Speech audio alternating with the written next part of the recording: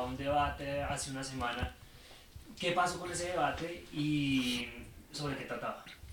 Bueno, citamos a un debate al registrador nacional, pero no llegó, era el día 8 de octubre, el mismo día de la indagatoria de Álvaro Uribe. Pensamos que, digamos, con ese pretexto se había excusado. Entonces la mesa directiva del Senado lo reprogramó para una semana después, creo que fue el 15. Y tampoco llegó el registrador. Algo que también transgrede las leyes, porque cuando un senador cita a un funcionario público, él debe asistir. Comprendimos que la primera vez no viniera, la segunda tampoco vino. Se excusó por falta de tiempo. Sin embargo, al día siguiente, lo vi en todos los noticieros, incluso lo publiqué en mis redes, en uno de los noticieros duró 25 minutos. O sea que implica un tiempo largo de llegar, maquillarse, estar, salir, etcétera. Después se fue a otros medios, o sea, tuvo toda la mañana para hacer los medios. O sea que no era falta de tiempo, fue simple miedo a un debate al que le están huyendo los políticos en este país porque queremos desnudar esta falsa democracia y es mostrar que la base fundamental de una democracia, que son las elecciones en las que el pueblo elige a sus gobernantes, a sus legisladores, son irregulares, son fraudulentas. Sí, senador, precisamente usted hace algunos años ya escribió un libro sobre cómo se roban las elecciones en Colombia. ¿Ha cambiado esa manera de hacer política, de hacer campaña, teniendo en cuenta esa investigación de hace algunos años, a cómo se hace actualmente? Cuéntenos un poco de las actas C14 Sí, y sí. E24, por favor. Precisamente por acá tenía el libro. No han cambiado, han empeorado las cosas. Ese libro lo escribí en 2002, basado en un fraude electoral que descubrimos a varios candidatos al Congreso de la República de la época.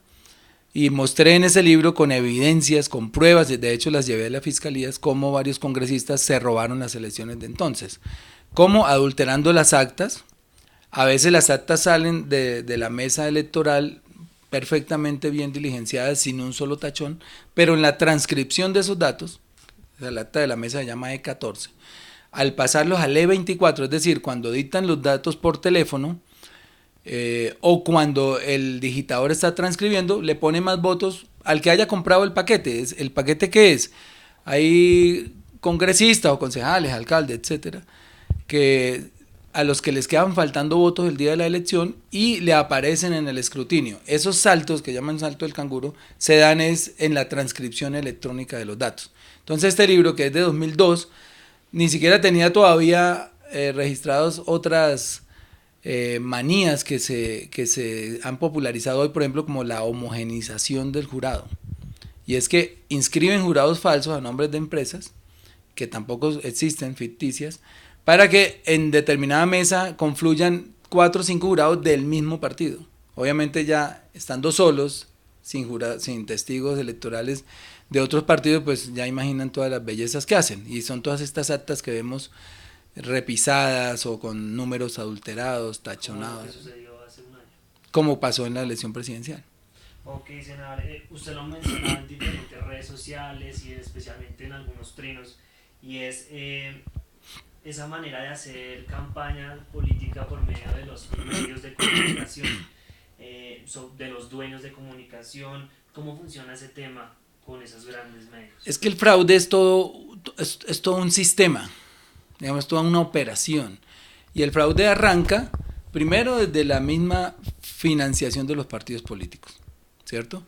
Entonces, ya lo sabemos, hay unos intereses, porque aquí no han prohibido la financiación privada de las campañas y de las candidaturas. Entonces, aparecen unos personajes que son contratistas, son cacaos, son banqueros, son chanceros, eh, gente, narcotraficantes incluso, y empiezan a meterle dinero a las campañas porque saben que ese candidato, una vez elegido, pues pasa a ser de su propiedad. Eso es así de sencillo. Y entonces este candidato ya elegido, llámese alcalde, congresista, concejal, va a trabajar es por los intereses de esa persona que pagó su campaña y no por los intereses del pueblo que lo eligió. Ahí ya arranca un fraude impresionante. Segundo, ¿cómo llega esa persona a ser elegida? Entonces hay un tipo de fraude pues que es silencioso, que la gente no nota, que es la pauta oficial. Llámese en un pueblo chiquito, una ciudad pequeña, o en una ciudad grande como Bogotá o en la nación, los políticos suelen invertir miles de millones de pesos en pauta para comprar la voluntad del medio.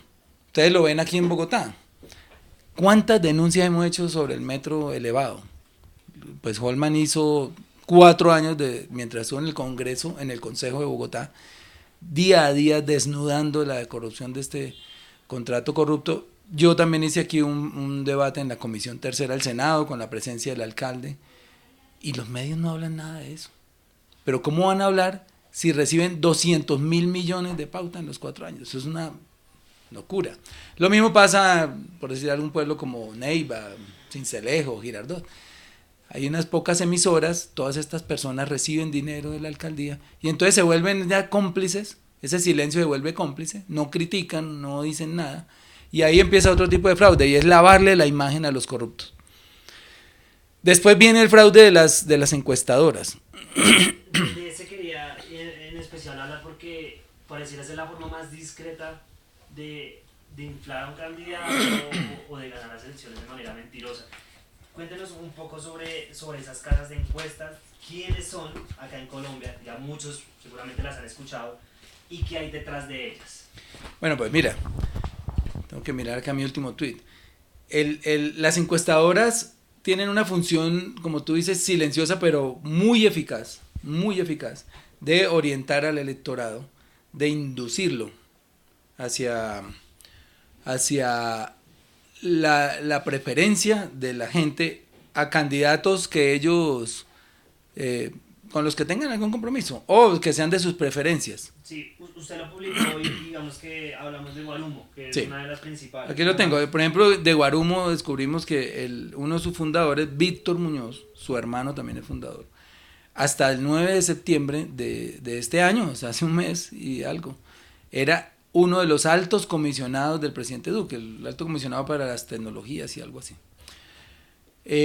Imagínense, un dueño de una encuestadora que trabaja con el gobierno.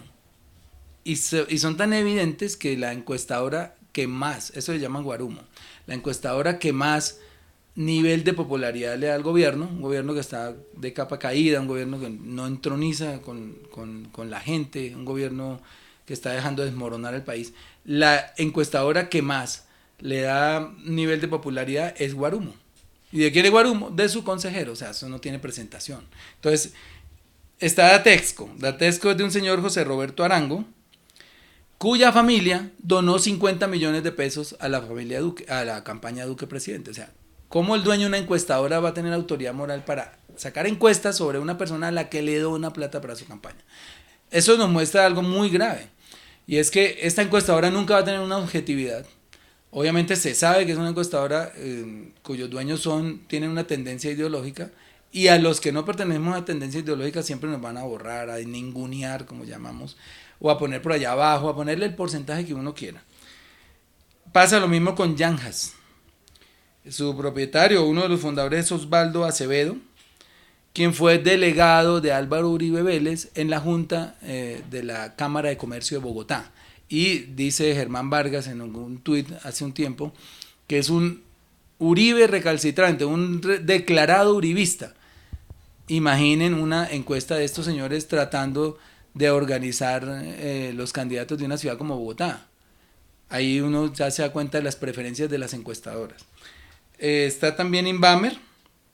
Inbamer es de Jorge Londoño, que también es cuota de Álvaro Uribe o fue en las empresas públicas municipales de Medellín. El señor tiene investigaciones porque él tuvo que ver con el desastre ambiental de Hidroituango. En fin, es una persona también con una orientación ideológica. Es decir, que los resultados que arrojan esas encuestas definitivamente influyen en la elección pues, del votante. Sí, aquí en Colombia y en el mundo entero.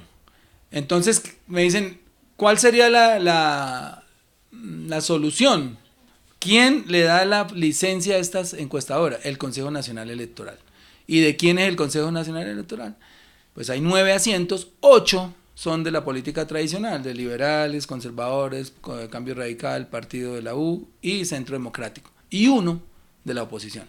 Entonces, imaginen cómo van armando, por eso les digo que esto es un sistema, es un engranaje perfecto. Entonces le da la licencia a estas encuestadoras. ¿Qué se podría hacer? Obviamente que en un país, y nosotros que somos liberales no lo podríamos proponer, que se regulen las encuestas, pero sí se puede regular la metodología.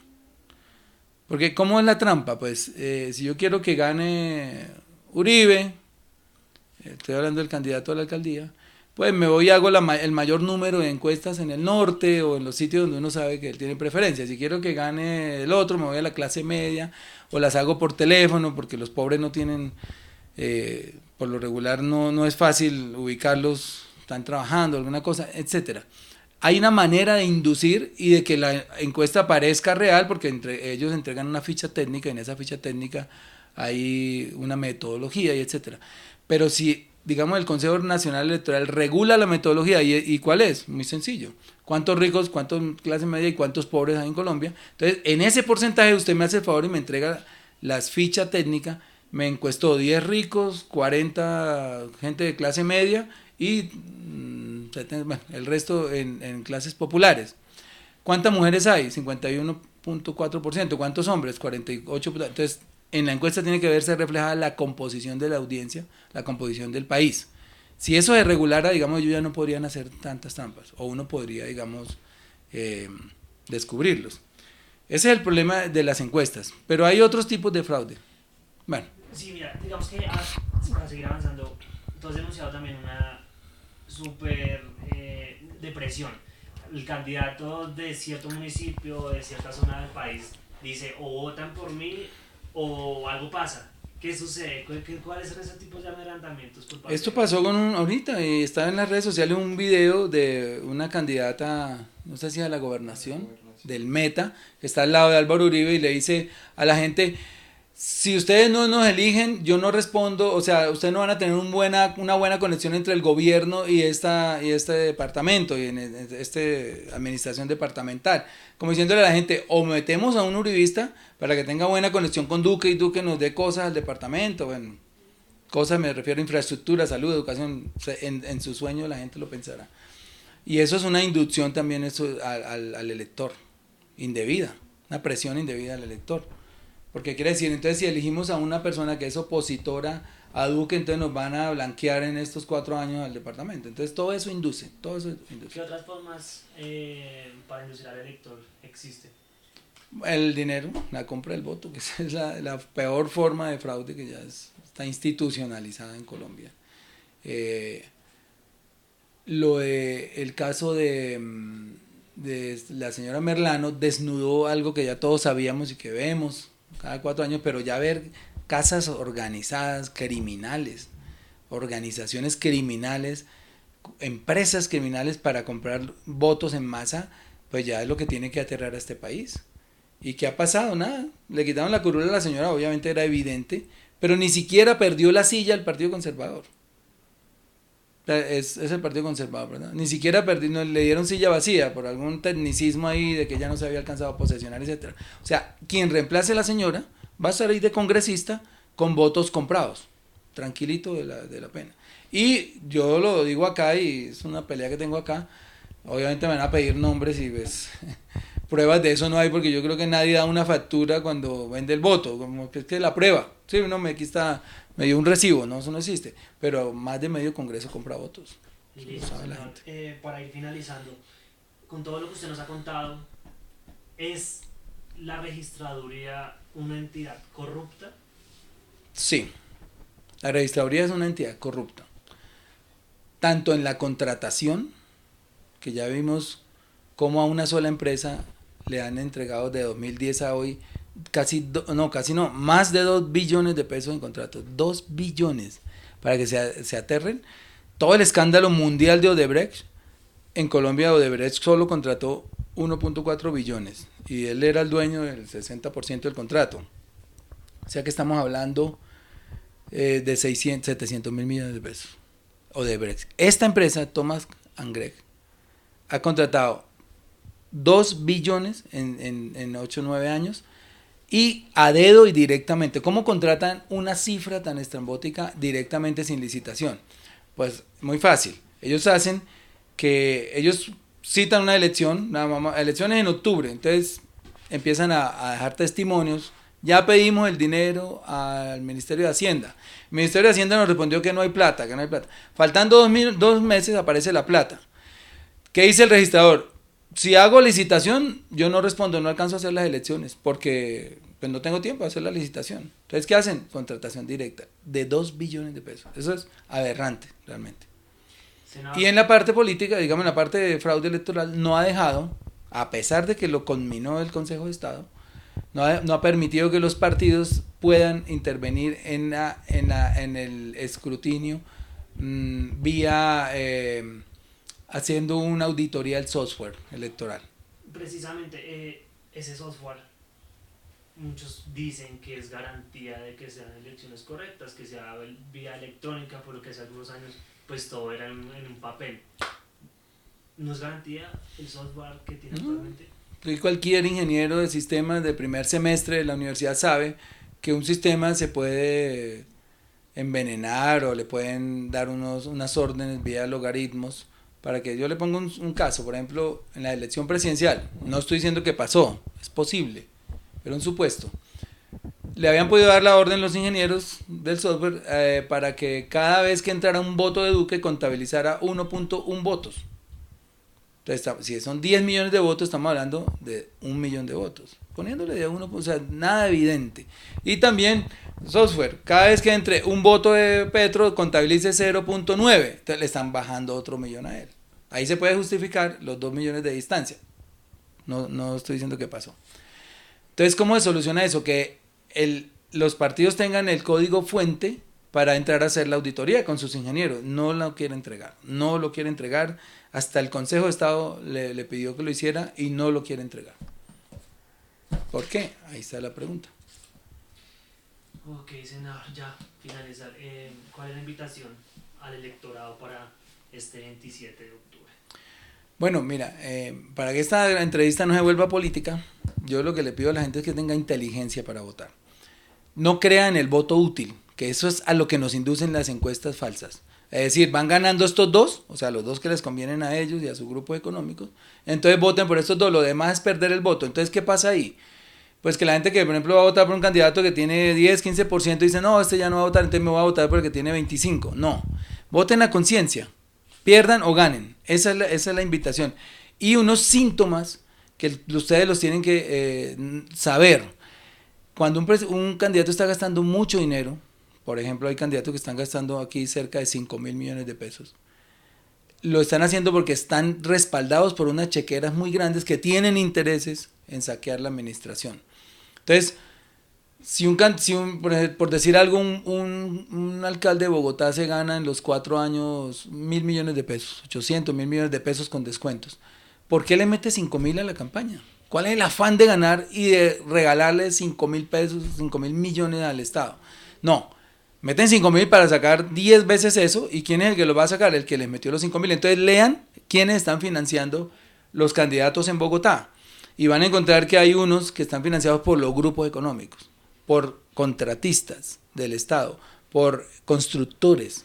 Y son los que quieren destruir nuestra reserva Van der Hamen, son los que quieren, los que tienen intereses muy grandes para poder seguir saqueando este Estado. O sea, no crean en candidatos que gasten mucha plata.